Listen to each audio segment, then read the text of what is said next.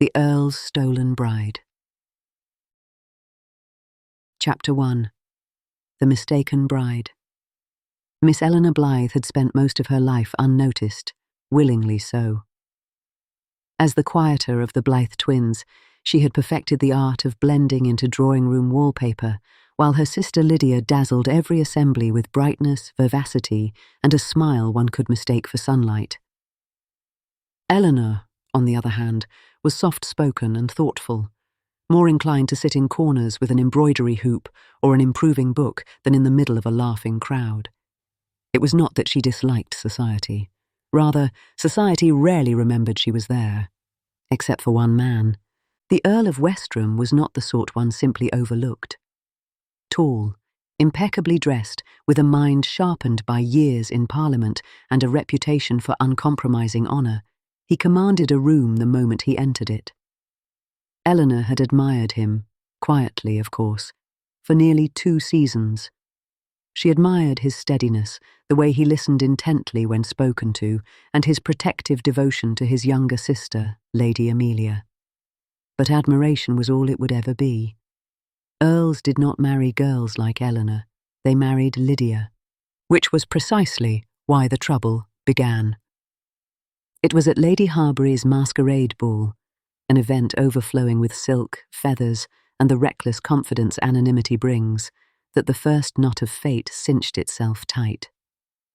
Eleanor had come reluctantly, her mask a pale swan's plume that made her feel 10 times more conspicuous.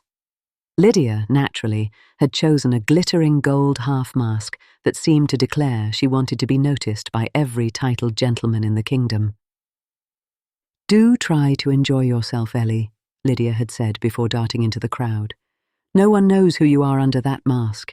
You might even, 'Oh, Mr. Randall is here. I shall return.'" Then she vanished in a flurry of golden ribbons. Eleanor stayed near the wall, comforted by the knowledge that no one would approach her. It had always been her refuge, until she heard a familiar baritone voice behind her. "Miss Blythe, may I have a word?" Her breath caught. Even masked, she would have recognized the Earl's voice anywhere. She turned, heart thudding, surprised he had discerned her identity. But then again, did he truly see her? "Of course, my lord," she whispered. His gaze, dark behind a simple black mask, swept her face with an intensity that made warmth climb her cheeks. "I have sought you all evening," he said. "I wondered if you might walk with me a short while. There is something of importance I wish to say." Eleanor could not think, could barely breathe. The Earl of Westram wished to speak to her privately. Yes, certainly." They slipped into the lantern-lit terrace, where music drifted faintly through the open doors and a warm breeze stirred the ivy along the stone balustrade. The Earl stopped beneath a cluster of orange blossoms, turned to her, and spoke solemnly. "Miss Blythe," he said, "I have long admired your character, your kindness, your thoughtfulness, your unwavering propriety." Eleanor's knees nearly gave way. He admired her. How had she never guessed? He continued, "And I have come to feel something even stronger. I wish to ask, if you would do me the great honour," Eleanor's heart stuttered, "of becoming my wife." Her world froze. The music, the breeze, the soft glow of lanterns, everything blurred into a luminous haze. But then sense rushed in, cold and sharp. He must think she was Lydia. Of course, Lydia, who dazzled, Lydia, whom he always seemed to notice first, Lydia, whom society expected him to court. Eleanor's throat tightened painfully. She should correct him. She should say something. But he stepped closer, took her gloved hand gently, and said with quiet conviction, "I meant to speak with your father tonight to formalize my intentions." Her lips parted, words tangled in her chest. My lord," she whispered. "Yes." His gaze was steady, unwavering, full of an affection she had dreamed of but never hoped to receive. And she faltered. Just one moment, she told herself. One borrowed moment before she gave the truth. She nodded. Yes, she breathed.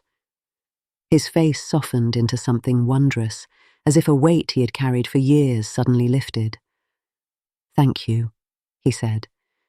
You have made me the happiest of men.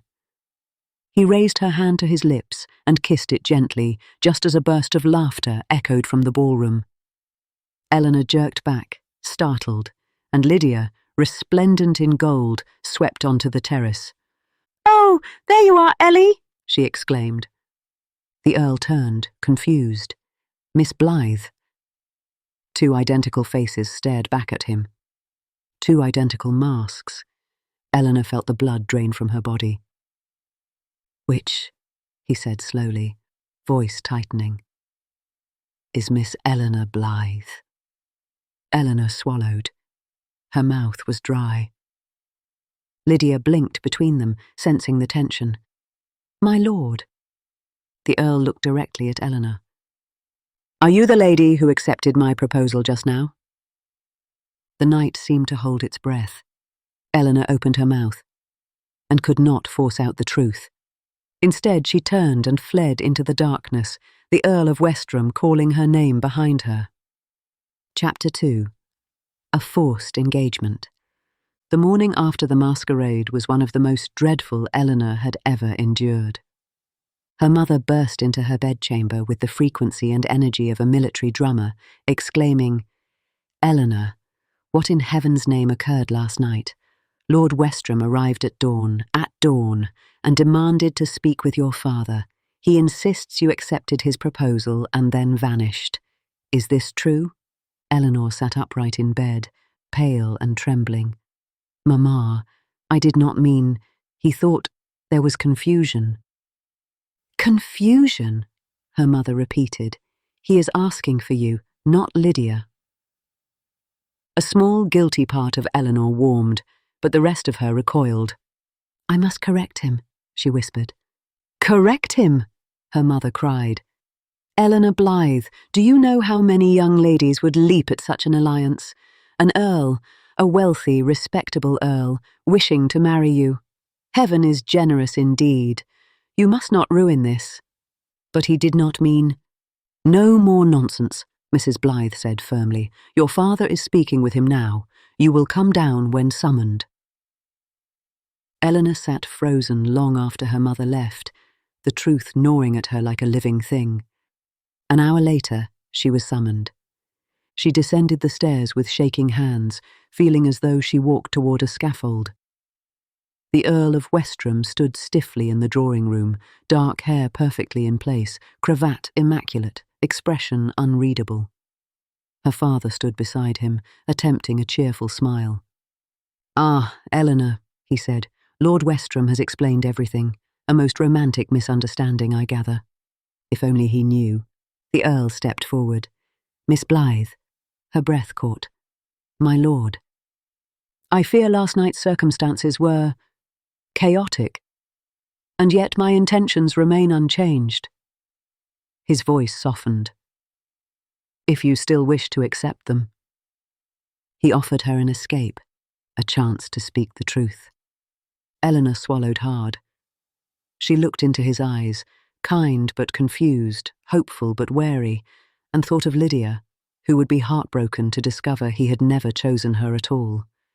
And then she thought of herself, of her quiet dreams, of the one night she had felt truly seen. "Yes," she whispered, "my answer is the same." Her father beamed. "Excellent! Then we shall proceed at once." The Earl bowed his head, relief evident. "Thank you, Miss Blythe." She tried to smile, but her chest ached. The engagement was settled within the hour. Word spread quickly. Lydia, though stunned, offered congratulations with admirable composure, though a shadow crossed her face when no one else was looking. Over the next week, the Earl of Westram called frequently. He was attentive, thoughtful, and increasingly tender. Eleanor found herself falling even more deeply in love with a man she feared she did not truly deserve. But guilt clung to her like damp wool. One afternoon, as they walked through the Westram gardens, he turned to her. "Miss Blythe, Eleanor, there is something I have not yet said, though perhaps I should have said it first." He paused, gathering his words. "I did not choose you for your beauty or charm, though these you possess. I chose you because you are steady, sincere, and honest, a woman I may trust above all others." Eleanor's stomach twisted painfully. Honest. Trust. "I hope you feel you may always speak your mind with me," he added, "no matter the difficulty." Her throat closed. She was drowning beneath the very virtues he believed she possessed. "My lord," she whispered, "there is something I must—" But suddenly Lady Amelia burst toward them with a letter in hand, breathless with excitement. "Brother! Eleanor! The king is attending the summer fete. We must prepare at once." The moment slipped away, and Eleanor's secret grew heavier still. Chapter 3. The Truth Unravels. The summer fete at Westram Park glittered with lanterns and laughter. Between the music, the dancing, and the stream of titled guests, Eleanor felt as though she stood in the centre of a whirlpool. She stayed close to the Earl, not from duty, but comfort. Yet the weight of her deception pressed on her with every step. That weight became unbearable when Lydia arrived. She looked lovely as ever, but there was tightness around her eyes. For 2 weeks she had pretended indifference, insisting she was delighted for Eleanor, but no one knew Lydia better than her twin. "Eleanor," she said quietly as they stood apart from the crowd, "we must speak." Eleanor nodded, heart pounding.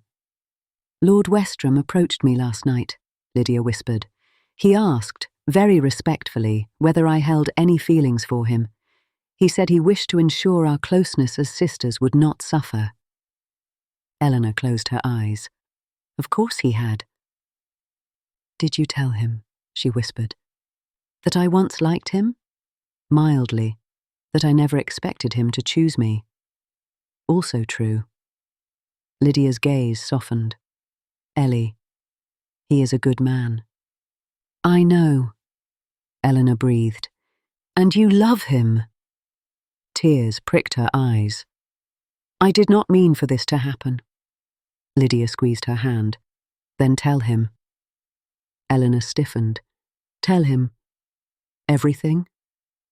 "Yes. He deserves the truth." Eleanor looked across the lawn to where the Earl of Westram stood in conversation with an ambassador.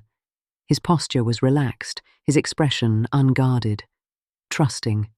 If she told him, she would lose him. But if she did not, she would lose herself. Before she could decide, a voice rose nearby. "Lord Westram, I must congratulate you on winning Miss Lydia Blythe. A fine match indeed." Eleanor froze. The ambassador, unaware of the true identity of the bride, clapped the Earl's shoulder. "I recognized her mask last night. Golden, was it not? Quite unmistakable." Murmurs rippled outward. Lydia blanched. The Earl turned slowly, very slowly, toward Eleanor. "Miss Blythe," he said, voice cool as steel. "A word. Now." He led her to a quiet alcove behind the rose arbor. The air smelled of crushed petals and storm. "Tell me," he said softly, dangerously, "that what I heard is not true." Eleanor's breath trembled. "My lord." "Tell me," he repeated, "that you were the woman I intended to propose to that night." Her hands twisted together. I cannot." He closed his eyes as if the blow were physical. "So," he said after a long moment, "I offered for your sister." "Yes. And you accepted in her place." She swallowed. "It happened so quickly. I did not think." "You thought enough to accept," he said sharply. Tears burned her eyes. I meant to tell you, I truly did. But then everything moved so fast, and you were so kind. And you deceived me. There it was, the word she had feared most. I am sorry, she whispered. Sorry? His laugh was hollow. Miss Blythe, you built an engagement upon a lie. An honest woman would never. She flinched. He stopped, jaw tightening. Forgive me, he said stiffly. I will speak with your father at once. Our engagement cannot stand. Her heart cracked. I understand. He gave a curt bow and walked away without another word.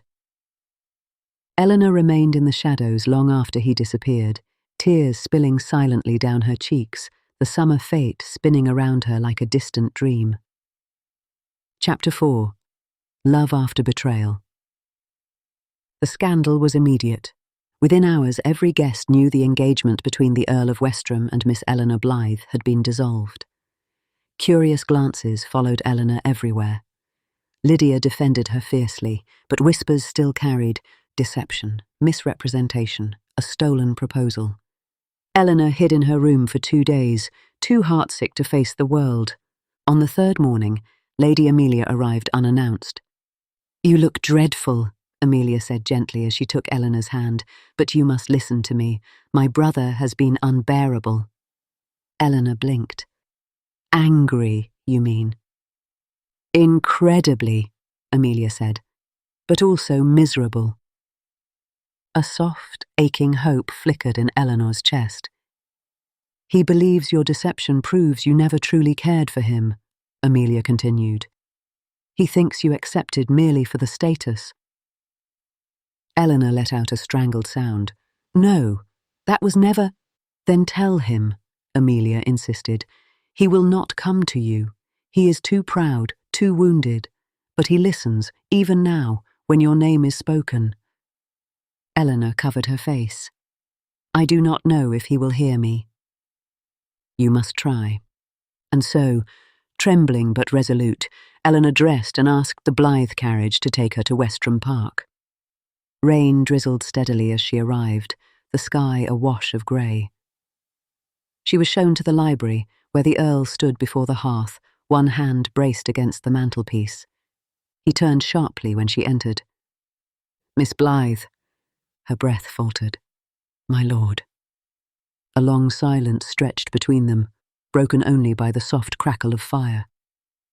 At last he said, Why have you come? Her hands shook, but her voice did not. To tell you the truth, she said. All of it. He did not move, did not speak. I never wished to deceive you, she began. I admired you for years, quietly, from a distance. When you approached me that night, I thought you saw me, truly saw me. And for a moment I was selfish. I accepted before I could stop myself. She swallowed hard, but afterward, I was afraid that if I told you the truth, you would withdraw, and I would lose the one moment in my life when I felt chosen. His jaw tightened. Eleanor. Please, she whispered, let me finish. He fell silent. Her voice trembled. I know I hurt you, and I know I shattered your trust, but my feelings for you were never false. I loved you long before your proposal. I still do, and I will carry that love quietly for the rest of my life. I came only to say I am sorry and to set you free. She turned to go. But before she reached the door, his voice stopped her. Eleanor. She froze. When she turned back, his expression had changed, still wounded, but softened by something deeper. You loved me? He asked, incredulous. She nodded once. His breath left him in a slow, shaken exhale. Why did you not say so before? Because, she whispered, I feared I was unworthy. He crossed the room in 3 determined strides. You are the most worthy woman I have ever known, he said fiercely. I was angry, furious. But not because you deceived me, because I believed you did not trust me enough to tell me the truth, because I thought you cared nothing for what I felt. She blinked away tears. I cared too much. He reached for her hands. Eleanor Blythe, he said softly, I am still wounded, but I find I cannot let you go. Her breath caught. I cannot forget how my heart leapt when you accepted me, he said, nor how it broke when I believed you feared to tell me the truth. But above all, I cannot imagine my future without the woman who has shown more courage in confessing her fault than many show in living blamelessly. A tear slipped down her cheek. Are you, she whispered, scarcely daring to hope, forgiving me? He lifted her hand to his lips, echoing their first night together. I am asking, he said gently, if you will accept my proposal again, this time without masks, without secrets, as yourself. Eleanor's heart overflowed. Yes, she breathed. 1,000 times, yes. He pulled her into his arms, holding her not as a mistaken twin nor a reluctant bride, but as the woman he truly chose. Outside, the rain eased. Inside, their future began anew. The end. Thank you, dear reader of the Regency Gazette, for joining us in another tale of love, intrigue, and whispered ballroom secrets. If today's romance delighted you, kindly bestow a like upon this video. It helps our Gazette reach more lovers of Regency storytelling. For weekly journeys into dukes, debutantes, scandals, and slow-burning devotion, please subscribe to the Gazette and tap the little bell so you are notified the moment the next story is published. Until our next edition, may your days be filled with grace and your nights with the promise of romance.